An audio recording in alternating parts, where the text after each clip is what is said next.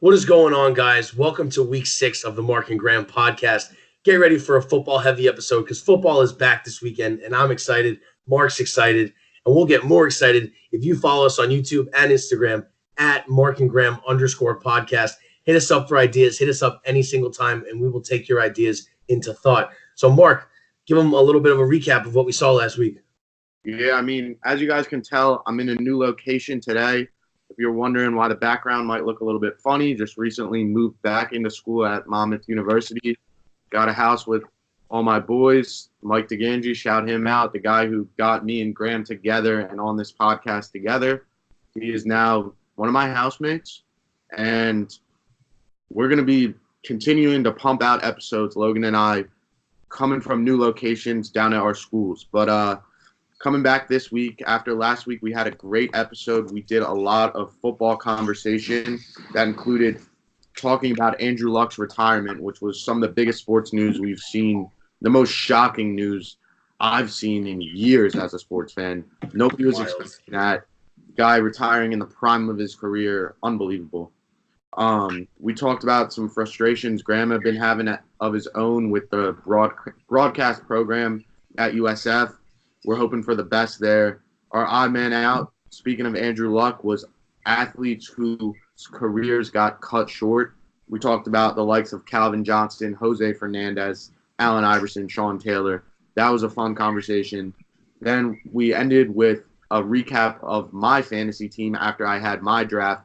This episode, I'll be grading Graham's as he just had his most recent draft. And then we finished off with some Hard Knocks AB conversation. So, guys, this week with football right around the corner, go Giants, got to shout them out. I think Daniel Jones is going to be a prophecy, but we'll see. Today's going to be a very football-heavy episode. We're going to throw some baseball in there for you guys, but definitely today we're going to run down all of the games this weekend with Semegram Says and Markin Says, sort of like Swami Says, but they stole the idea from us. So we're going to start with our clown of the day, and I saw this on Hard Knocks, and I'm going to just go right at it. Big shout-out to our clown, John Gruden.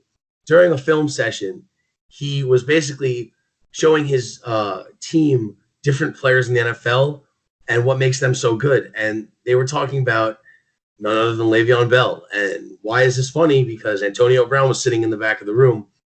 And John Gruden was saying, you know why I like Le'Veon Bell? Because he cleans your clock. And he's right. They were talking about picking up blitzes.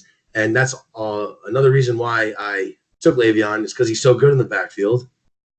But that's for another segment. So, yeah, my clown of the day real quick goes out to John Gruden for making Antonio Brown feel just a tad bit uncomfortable in the film room.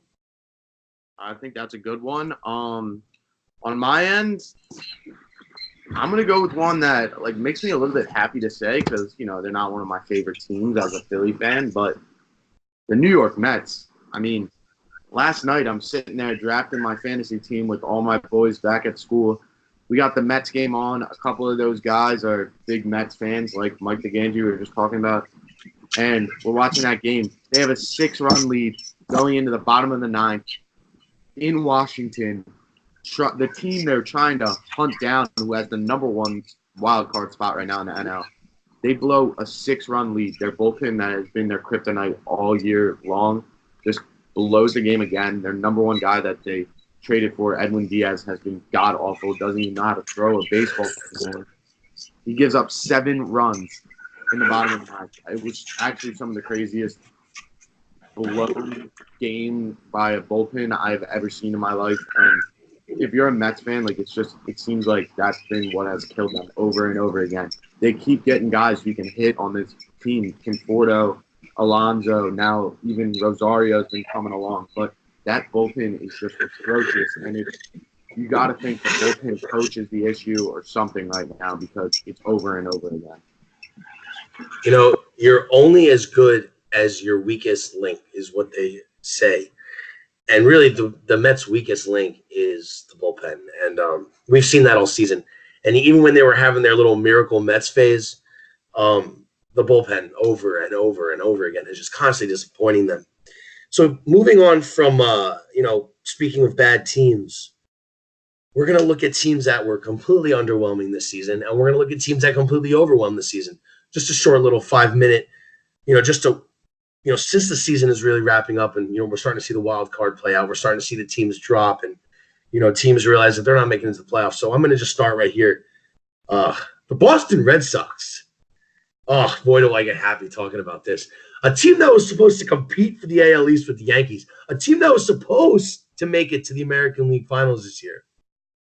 They're 14 games under 500. No, excuse me. They're 14 games out of the AL East. I don't know about the wild card. But a team that has the best outfield in baseball, Benintendi, Jackie Bradley Jr., Mookie Betts.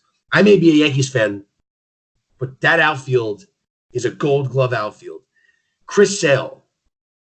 Come on. Look at their infield. JD Martinez. It's just guys like that are supposed to make you a winning team. And I bet you a lot of bettors had their money on the Red Sox winning. But after that London series, Mark, I don't know if you watched that London series. And by the way, people in London, that is not what baseball is. But I definitely think after that London series, Mark, it was safe to say that the Yankees showed how weak the Red Sox were. Now, who'd you have for your most underwhelming team? Just a side note on the Red Sox, definitely an underwhelming season, but quietly they have a top 3 MVP candidate that's come out of nowhere. Rafael Devers, the young third baseman that they have, I don't even think he can buy a legal drink yet. He's 20 years old, and he is phenomenal. I think he's breaking a doubles record this year. It's actually insane. And it begs the question further, how is this team not going to make the playoffs? They're really not going to, and they have so much talent. It's been a long time that the MLB has seen a team with this much talent fall short of the playoffs since adding the second wild card. I mean, that's what it's meant for, is to give teams like this a chance, and they're really falling out of it. And they're falling out of it to teams that I personally believe are the highest exceeding teams this year. So I'll give you my picks for the most outperforming their expectation teams, and they're both AL teams that are competing for the wild cards right now. Tampa Bay Rays, Oakland A's. Tampa Bay has been phenomenal this year, and Blake Snell, the Cy Young from last year, hasn't even been the story. It's been Charlie Morton and the rest of that staff, which uses openers. They're the ones that have just been playing phenomenally for this team. And over the past 4 seasons, this isn't the first time that Kevin Cash has brought a roster of misfits to a above 500 record. And this year it's well above 500, getting them a wild card spot for sure. And it's really exciting to see. And then out in Oakland, you have a similar situation going on. They always go with that money ball approach. You know that. And Billy Beane puts together a roster of guys that are analytically built, that might not be the biggest names, guys they're giving a second chance, and they just come together. They have a lot of passion. They play with a lot of passion. It's a shame Frankie Montas went down with roids, got busted, because otherwise that staff would be phenomenal right now. With Sean Manaea coming back, I think the A's are a team you don't want to face in the wild card. That's funny because the Yankees, if there's one team that the Yankees would never play well against this season, is the Oakland A's. And I think Chris Davis, I don't know where that man generates all of his power from. He's a tiny man. But, those are 2 really, really good choices, and I definitely agree. But, when it comes to outperforming teams, I feel like every team in the AL besides the Red Sox is really performing the way they should have been, And a big one that comes to mind is the Houston Astros. No one thought that 37-year-old Justin Verlander, 38-year-old Justin Verlander, or however old he is, would be putting together a season like this. Their rotation is their rotation's perfect. When they added Greinke, crazy, it's just unbelievable. Their offense is incredible. They're doing all this without Carlos Correa. And, I definitely think they're the only team that can take down the Yankees. So when I look at outperforming, it's who could beat the Yankees. The Houston Astros could beat the Yankees. Now, in the National League, I know that the NL East was, sort of, broken open with the leaving of Bryce Harper and the deterioration of the Nationals. The Atlanta Braves.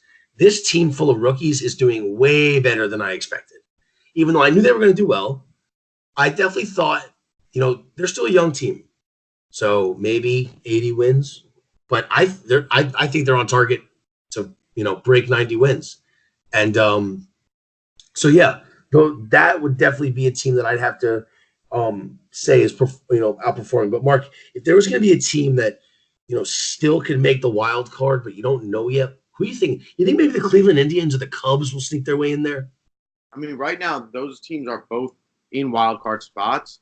I think if you're looking at a team that's outside right now, looking in with a shot,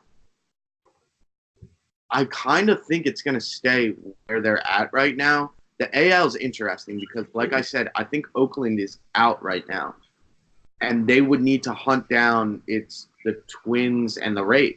Or sorry, the Indians and the Rays. The Twins and the Indians are still battling for the Central. So I think the A's are the team that could come, and if they get everything going at the right time, they start meshing, they could hunt down a team like the Rays or especially the Indians.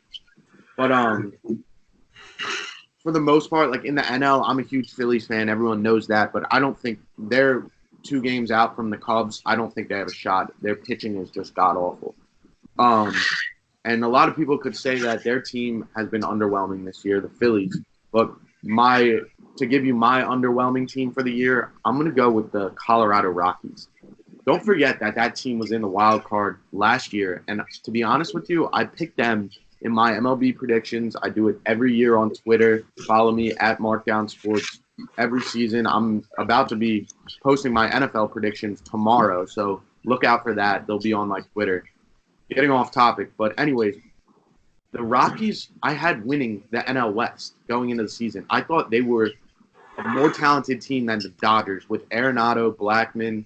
They have a lot of young pitchers like Kyle Freeland that I thought were going to take the next step. But the reality is you cannot pitch at Coors Field. It doesn't matter who you are. You can't pitch there.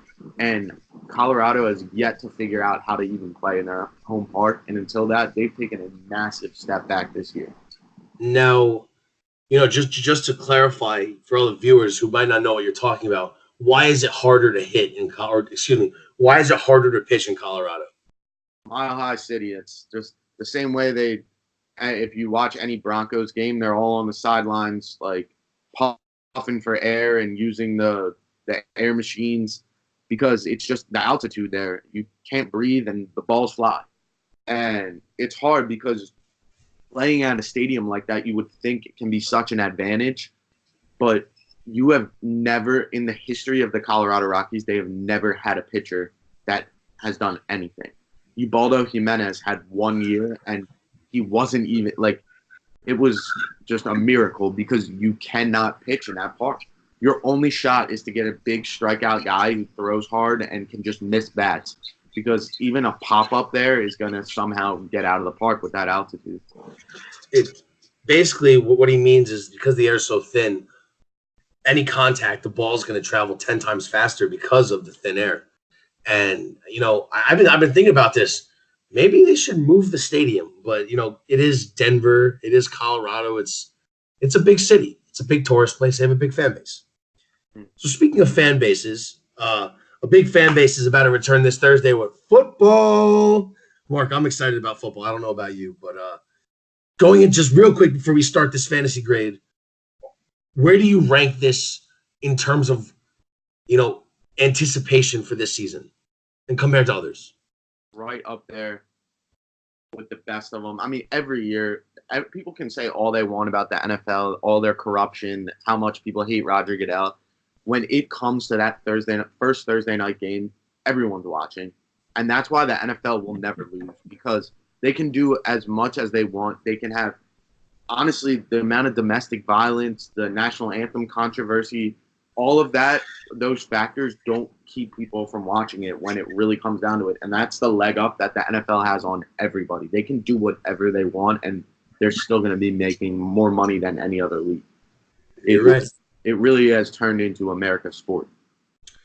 Okay, well, I'm going to give you my fantasy grade because I judged Mark's fantasy grade last week, and now he gets to rub dirt in my face. So Mark, I'm going to explain how this league works because it's a little confusing. How it works is we all had keepers this year. So what keepers are is any player who really performed well on our team that last year that we finished with. We had to draft them in the third round or below.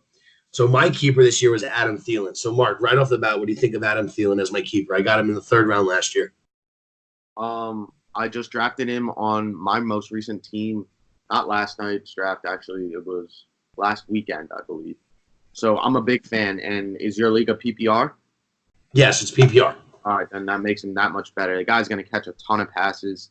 I think Kirk Cousins is terrible, but kind of works to his advantage. Kirk Cousins is Mr. Checkdown, and that Adam Thielen's his guy.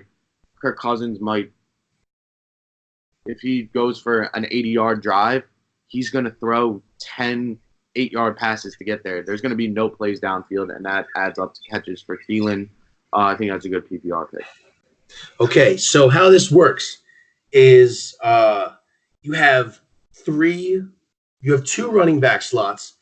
You have the option to start 4 wide receivers if you want. You could start 2 tight ends, or you could start 3 running backs. There's a flex, there's a tight end spot, there's a defensive player, a defensive, and a kicker. So I'm going to tell you start to bottom, and then I'll give you my bench. All right? Mm-hmm. All right, Mark, you're going to like my first pick. Well, it wasn't my first pick, but quarterback Carson Wentz. Beautiful pick. A+ on that pick. We're going to get to this segment later. Some MVP conversation. Carson Wentz is right in the thick of things. He is Vegas's number 2 best odds behind last year's winner Patrick Mahomes. Carson Wentz, I respect you for taking him because you're a Giants fan, but Carson Wentz is that guy. He really He's does. that guy. If he stays healthy, he is phenomenal, and I absolutely love that pick. Now, my first pick overall, I had 4th pick this year. I took Le'Veon Bell with the New York Jets. Had to. Good pick. I'm another guy I'm all in on. I hated when people were drafting him last year because same reason I can't stand when people are drafting Melvin Gordon this year. I know. It's just you got to be aware of what's going on. The NFL is changing, and players are holding out and colluding against the NFL, and you shouldn't have drafted Le'Veon last year. This year, he's going to go off. Just watch and wait and see what happens. It's going to be ridiculous, and Sam Darnold can play. It's not like he's on a no-name offense. So starting in my next running back slot and my flex slot, I have Phillip Lindsay and Austin Eckler. Once again, PPR league makes me like both of those backs a lot more. I just told you Melvin Gordon, the deal with him, Eckler is going to get so many opportunities. Along with Justin Jackson, he's a waiver wire guy for all of you out there playing fantasy football. Look out for him because Melvin is not going to return, in my opinion. And you're going to see Justin Jackson getting the first and second down carries, and every third down and every pass out of the backfield is going to be going to Eckler. Great pick. Lindsey, I kind of like him. I had him last year, but I would just watch out, maybe handcuff him with a Royce Freeman, their other back out of Oregon. He was a top pick last year, but didn't really do much. But they're saying this year he's going to split carries with Lindsey, so maybe watch out for him. So my wide receivers, I'm just going to give you the 4. Mike Evans, Adam Thielen, D.D. Westbrook, and Christian Kirk. I like those a lot. D.D. is one of my favorite sleepers this year. Nick Foles, he finally has a quarterback that can throw him the ball, not named Blake Bortles and Chad Henne. D.D. Westbrook has all the talent in the world. He's going to have a big year. I like the mate. I always that offense surprise this is Bruce Arians running it along with Jameis Winston has some potential. I'm not a big fan, but Mike Evans, he always likes to throw the ball too. I don't know too much about Christian Kirk. He was a top pick of theirs last year, but we'll see. I would say there's a lot to be written about him, but he definitely has a shot alongside Larry Fitz with Kyler throwing him the ball.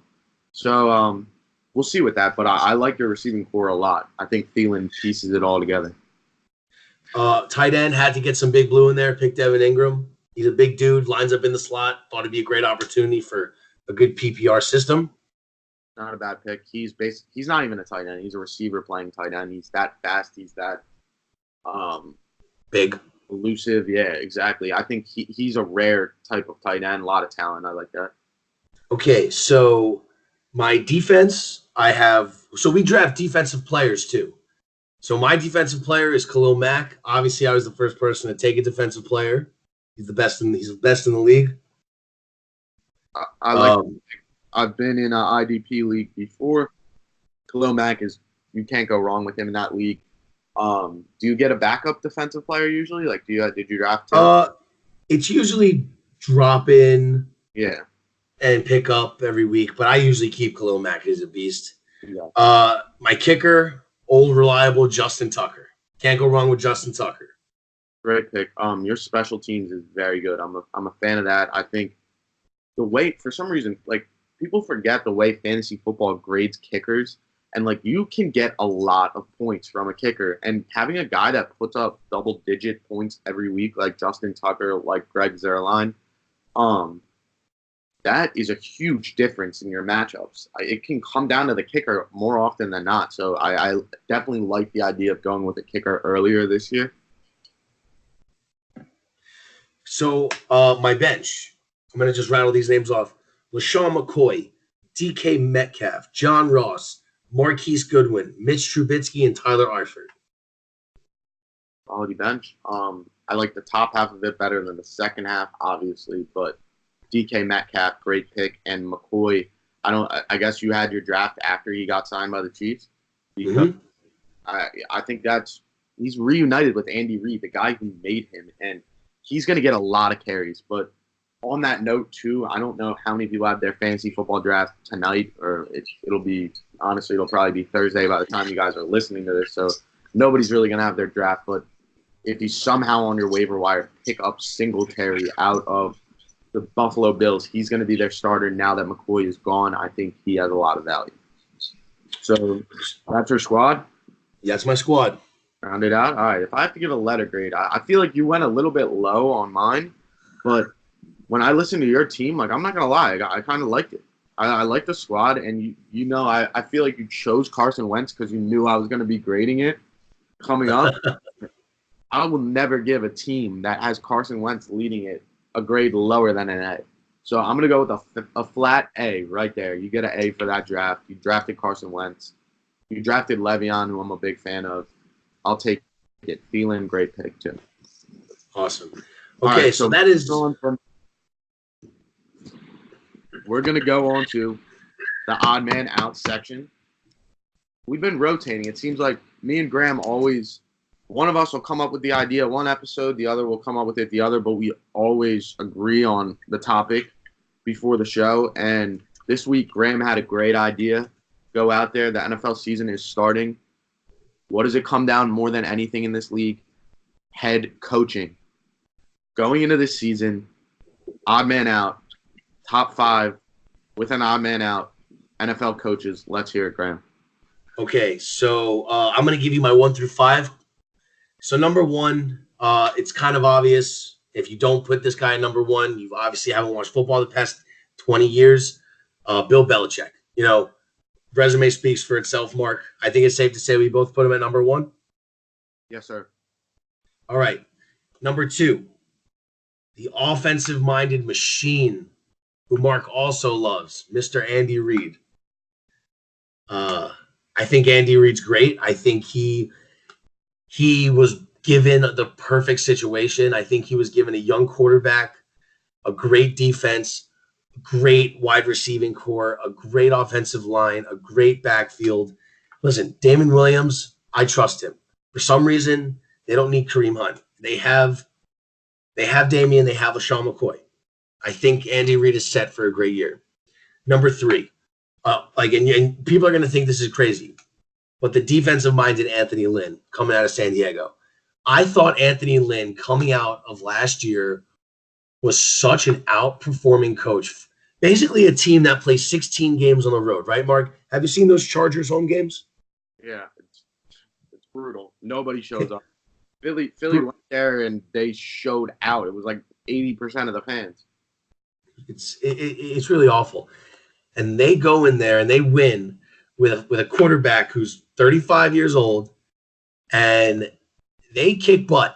And this San Diego Chargers team, and it's really sad to say this because with Melvin Gordon, that team is, in my mind, a Super Bowl contender. No, Mark? 100%. They would have been my pick for the AFC without Melvin Gordon.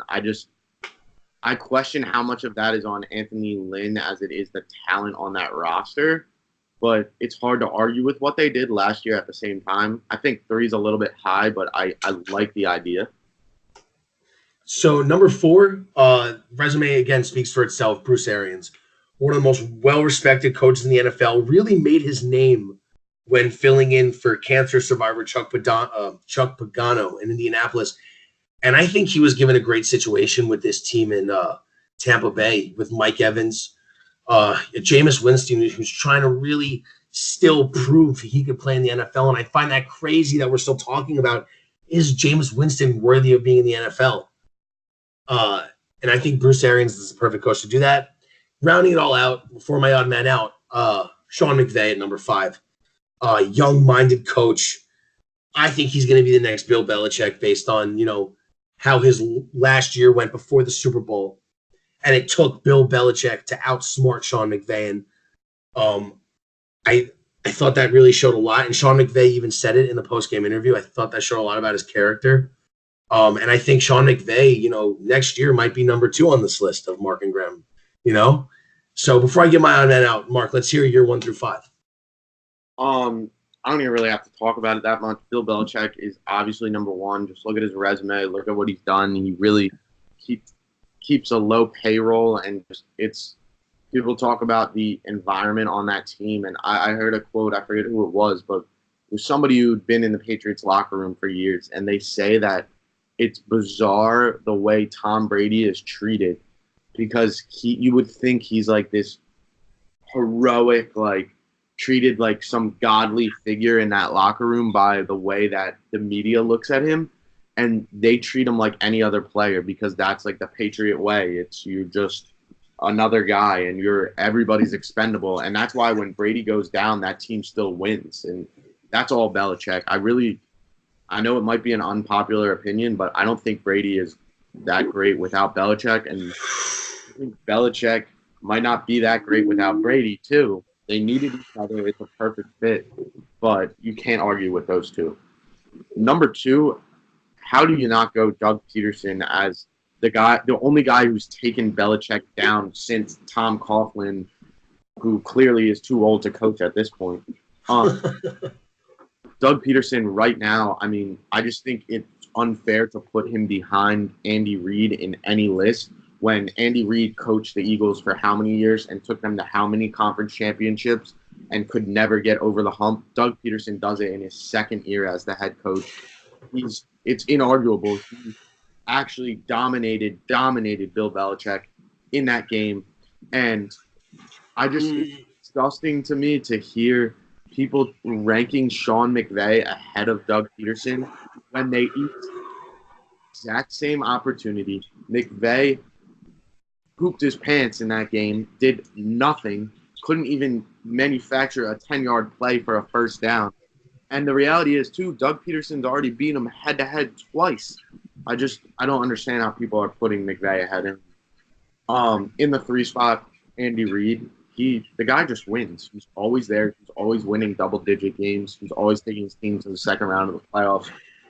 And it's only going to get better with Mahomes. I think this is the year they have a incredible shot. They should be a small favorite.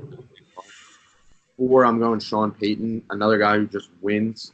Him and Drew Brees are like a poor man's Brady and Belichick. They always have a winning team and just work well together. But Sean Payton really isn't that well liked around the league, and I don't think their locker room environment is as great as the Patriots, which is why they aren't up there at number 1.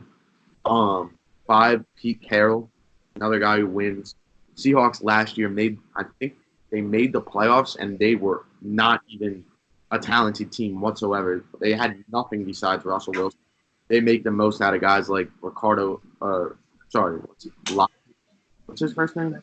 Tyler Lockett. Tyler Lockett. Ricardo Lockett actually broke his back or neck.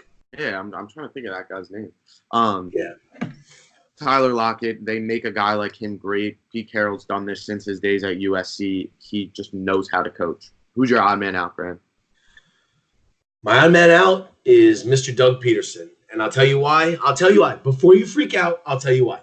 He needs to add more to his resume. He needs to, and you can, okay, fine. You can make the argument that Sean McVay doesn't have enough to his resume, but the age difference is what I'm looking at. Sean McVay has years of success to come. Doug Peterson's in his 50s and 60s. Sean McVay's 38. Some of his kicker, or not his kicker, some kickers in the NFL are older than him. You know, and I think I'm looking more towards potential, but I see your argument with Doug Peterson, 100%. Your odd man out is Sean McVay. We'll go back and forth on that one. Sean McVay is obviously like a wizard on the sideline. He's got the photographic memory. It's incredible to watch.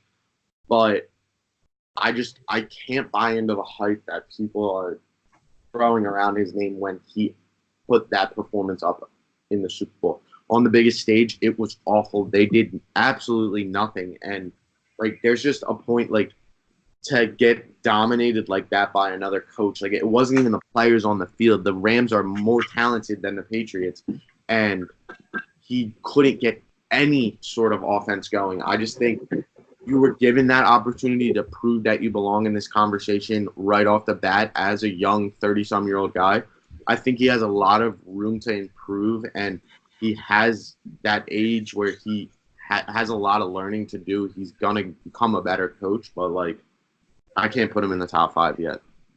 okay. You know, all understandable. So before we wrap things up with our Mark and Graham of the day, me and Mark have each put together a list of who we think is in the front runner for NFL MVP, who is the sleeper for NFL MVP, and who we think is the runner-up for NFL MVP. So, Mark, how do you want to do this?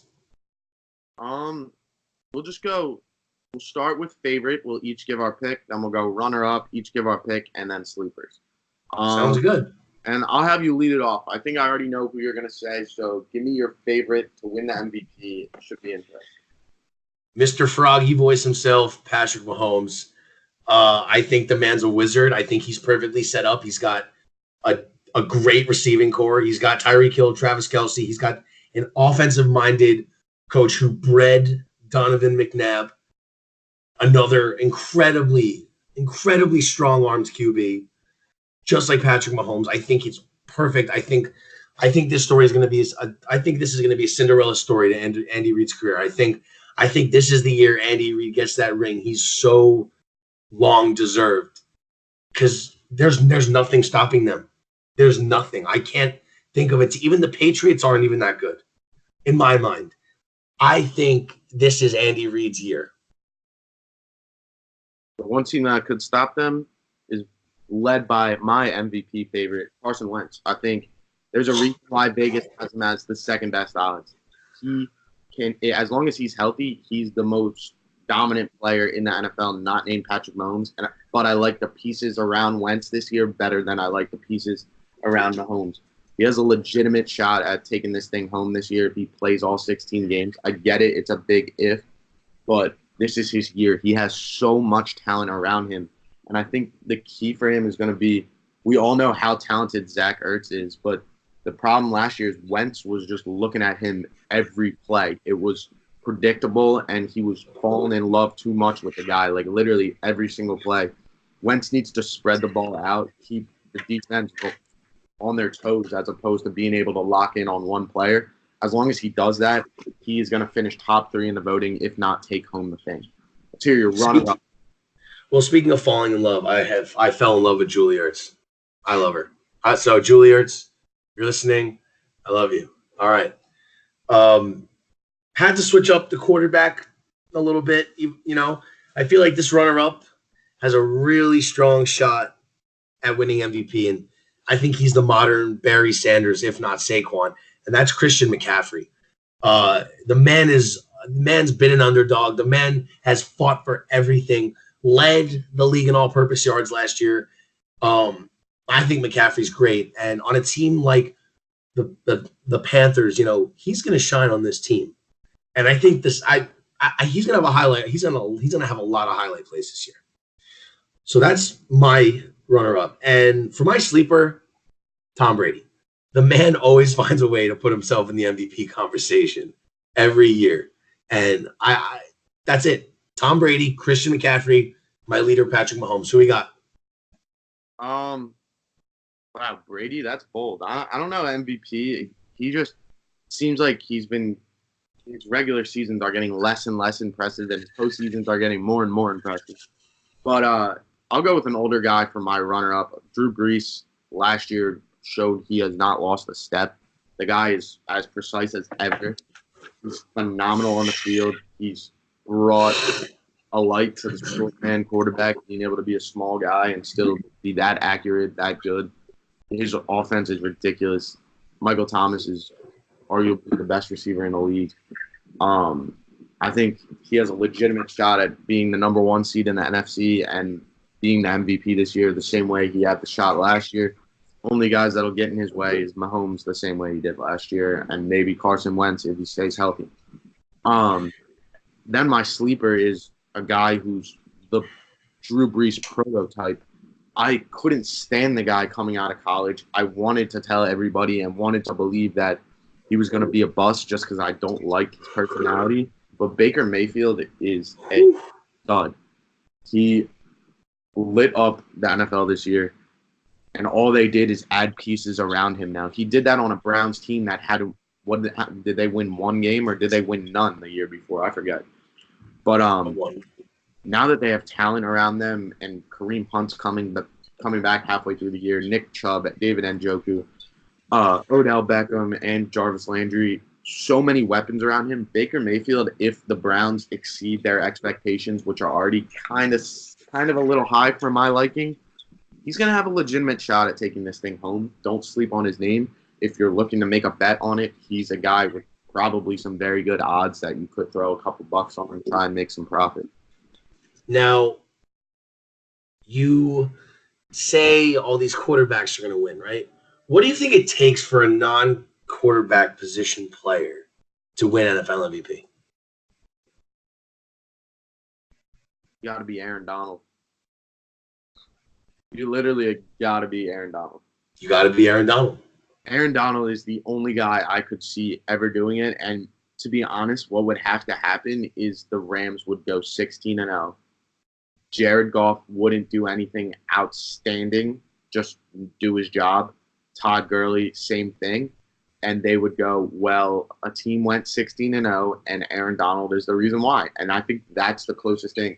Khalil Mack could probably do the same thing if the Bears went 16-0.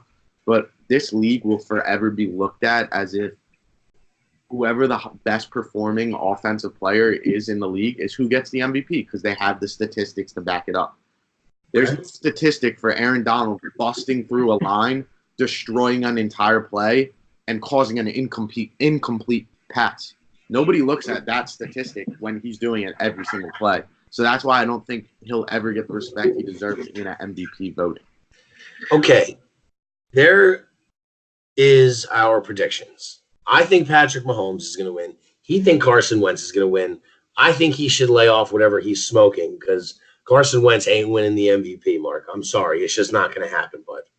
All right, well, we're going to find out on Monday when they face off against the Redskins. So for our last segment of the day before Mark and Graham, we're just going to run through. We're excited about the NFL season.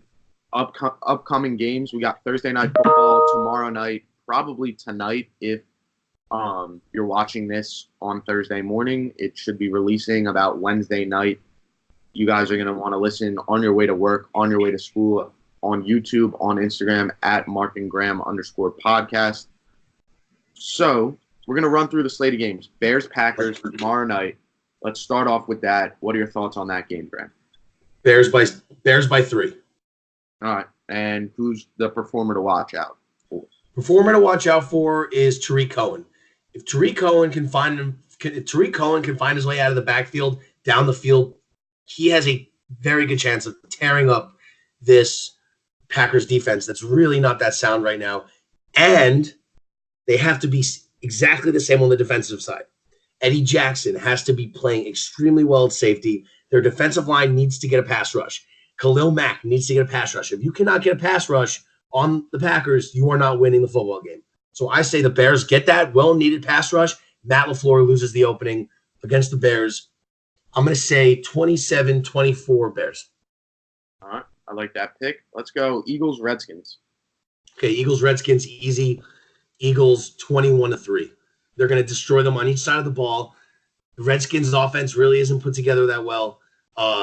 They're really counting on a defense with Landon Collins and Ryan Kerrigan, and they can't really be out on the field the whole time. Eagles 21-3. All right, so this next game, this should be an interesting one. I think we should probably lean the same way, but is there any way that the Panthers can knock off the Rams at home? Yeah, if Jared Goff loses his left arm and Todd Gurley tears his ACL again. 28-12 Rams. All right. Titans, Browns. Ooh. Okay. Not a very interesting matchup last year, but maybe it is now. Ooh, this is going to be good, but I don't think the Browns disappoint in their home opener. I'm going to go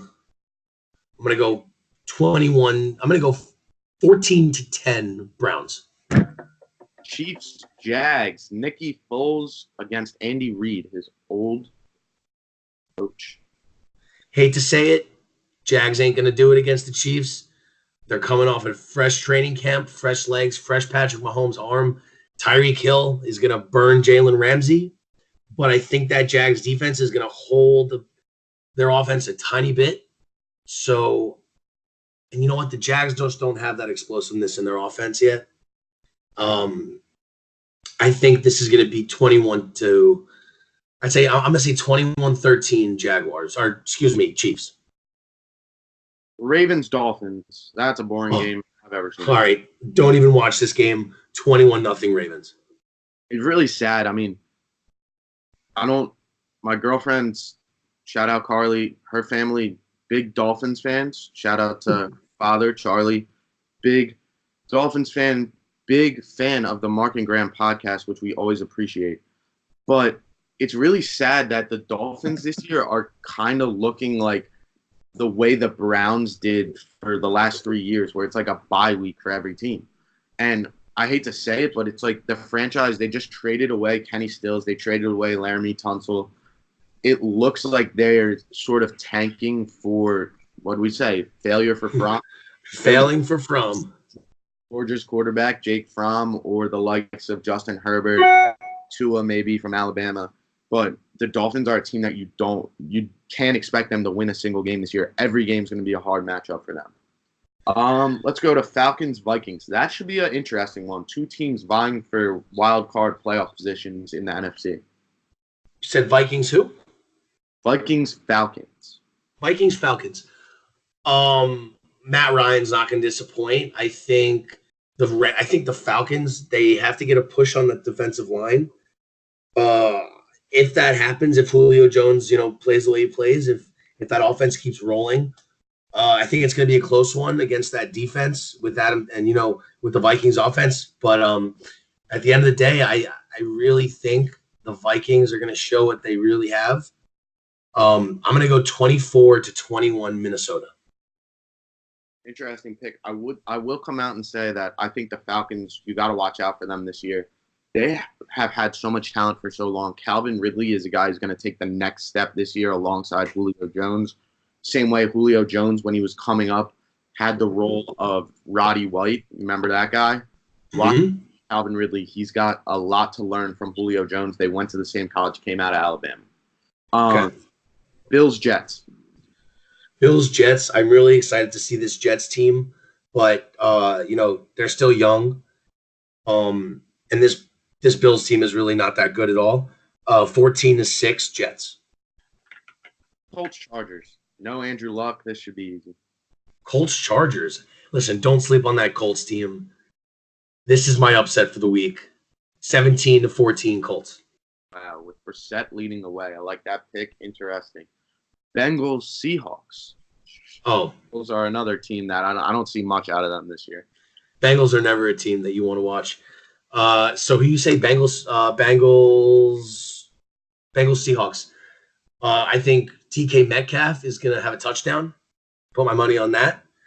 I think it's going to be a pretty low scoring game considering how much the Seahawks like to run the ball. I'm going to go 14-7 or no 17-7 Seahawks. Lions Cardinals. I think the Cardinals are going to win, but it's going to be a sloppy game. Little Kyler Murray flash in the pan in the first game. I'm going to go 10-7 Cardinals. I think Kyler Murray has the only touchdown of the game. Wow, you have some low-scoring games this week. I do. Graham is saying take the under on every single game. That's what I'm hearing. That's what I'm saying. How about your Giants going up against the Cowboys every single week, the one game that I don't watch because I could care less? Who you got? I'm going to go 21-10 Cowboys.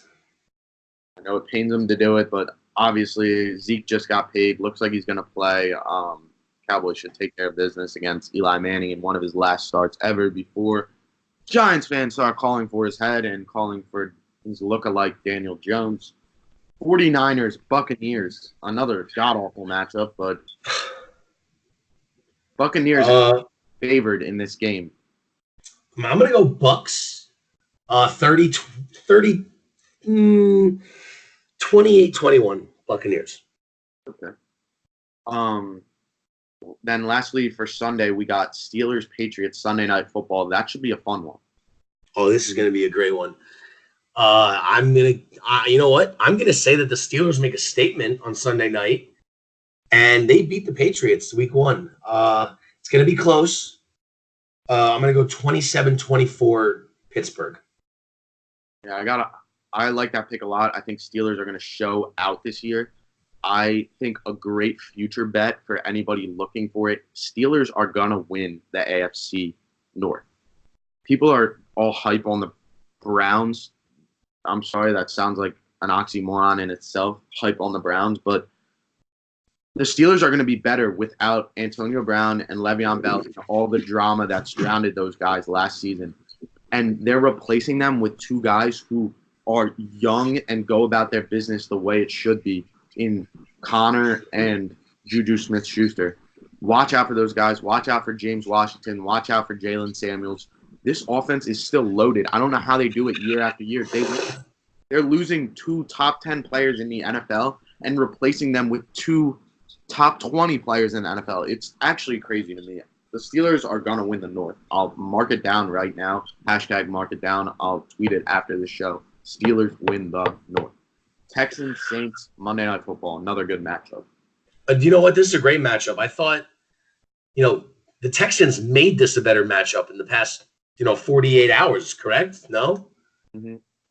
I still think the Saints win. I think Michael Thomas has 2 touchdowns. I think Alvin Kamara scores. I think the Saints are going to have a 35-point week.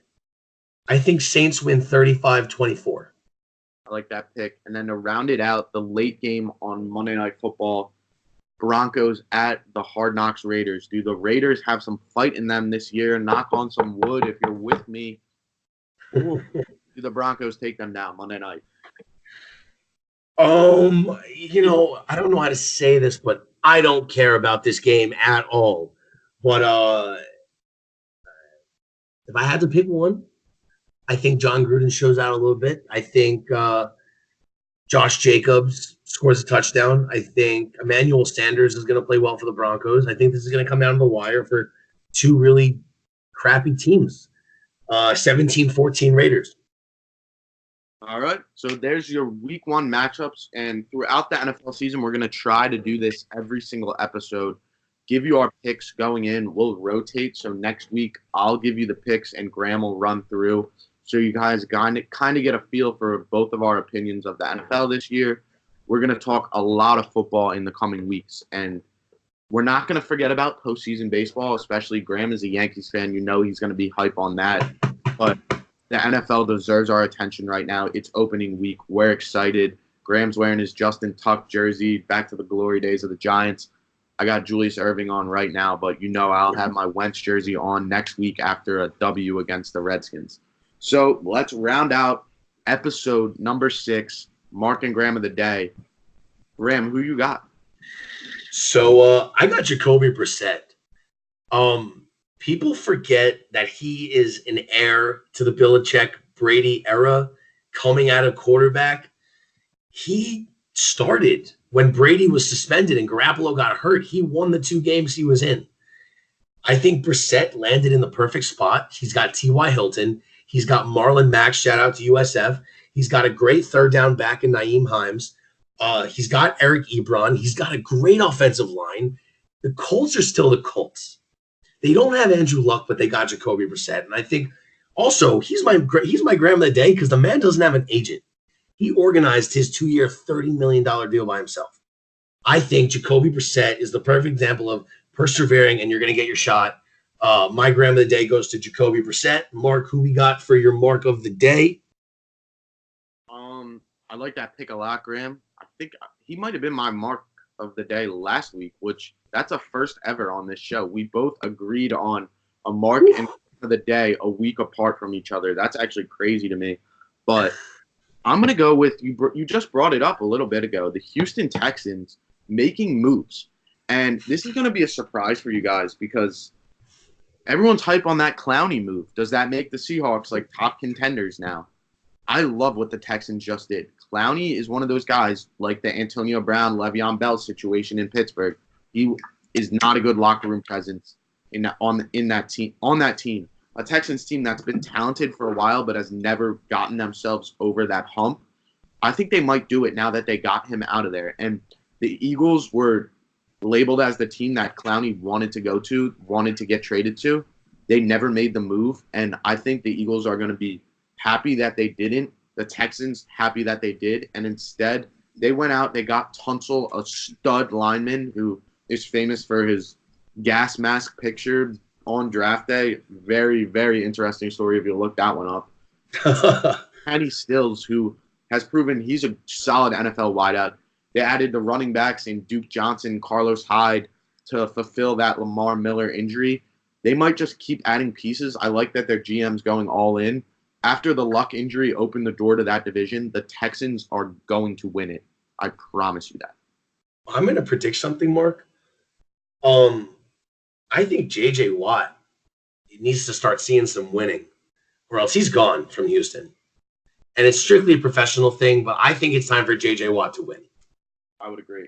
There's a lot of guys in the NFL that it's time that they start winning. He's atop that list. He's gotten some chances in the playoffs, but the thing that they have going for them is Deshaun Watson to DeAndre Hopkins, as good of a combination as there is in the NFL. It's phenomenal. Deshaun Watson, I think he is a winner. He's proven it, and I think that's what the Texans have going for them. It's not a situation like a Derek Carr who's never proven he can win in his career. Like, watch out for Watson can win, and he will. Now, guys, that was our Mark and Graham of the Day. And unfortunately, that means it is the end to episode 6 of the Mark and Graham podcast. But follow us on YouTube, subscribe, Mark and Graham _podcast. Follow us on Twitter at Mark and Graham _podcast. Follow us on Instagram at Mark and Graham _podcast. We will be posting highlights, polls, everything you need to know to keep involved with us. Mark, you have anything to say? No, another episode for you guys. We love putting this content out. We're back at school, but that doesn't mean this is going to stop. Football season right around the corner. We are a day away, guys. Get hype. You're probably listening to this right now, ordering your food for your first Thursday night football game of the season. We're excited, and we said a lot today. We had a lot of predictions, so tell us what we said that was wrong. Tell us what we said that was right. Give us your picks for MVP, your favorites, your runner-ups, your sleepers. We're going to be posting a lot of content on Instagram and Twitter this week. Look out for it, and we just can't wait to bring you guys back episode number 7 next week. All right, guys. Thank you so much. We will see you guys later. Hit us up on YouTube, Instagram, and Twitter. We will see you guys next week on the Mark and Graham podcast. Thank you guys so much. Peace.